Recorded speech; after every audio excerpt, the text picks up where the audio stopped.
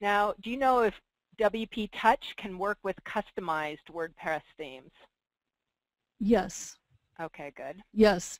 What it does essentially is it becomes the theme for your mobile. So if someone comes in on mobile, they don't see your custom theme, they see the mobile version, and you can do a little bit of customizing in terms of colors minimally on the free, but on the paid one you can do a lot more to sort of make it look similar.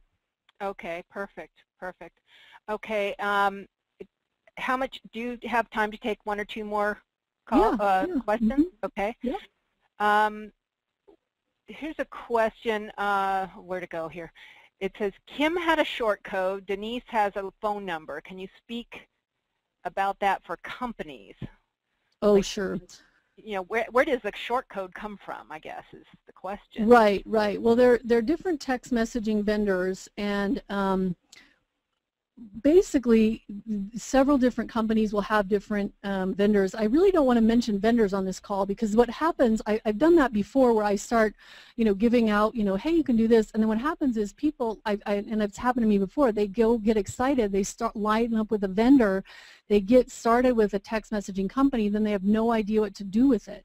And Right. so they just get burnt out or whatever. So you really want to do the strategy first, then find the right company. And in the course, you learn all the strategy. Then I recommend the companies that work. And once you sort of have your strategy, you'll know the difference. But the difference between a short code and a long code, it's just a different way of sending the messages. There's some pros and cons of each.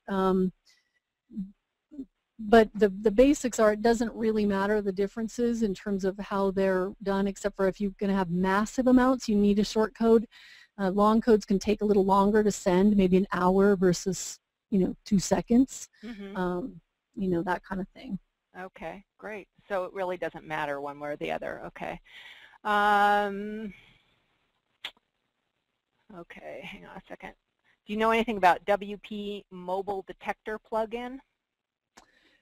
Yes, it is a plugin that is about detecting, and it sort of does a little bit of analytics. You may or may not need it depending on which way you are mobilizing your site. So there's a ton of options, and I'm not saying that WP Touch is the only way to do things. Absolutely not. I'm saying that's a way you could get started today.